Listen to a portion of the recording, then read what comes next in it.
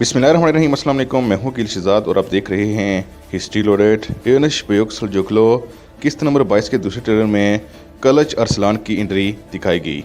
क्या कलच अरसलान का किरदार एंगन अल्तान दोजियातान यानी अर्तगरल का किरदार अदा करने वाले अदाकार कर रहे हैं? ये बताने से पहले छोटे छोटे टॉपिक्स को निपटा देते हैं।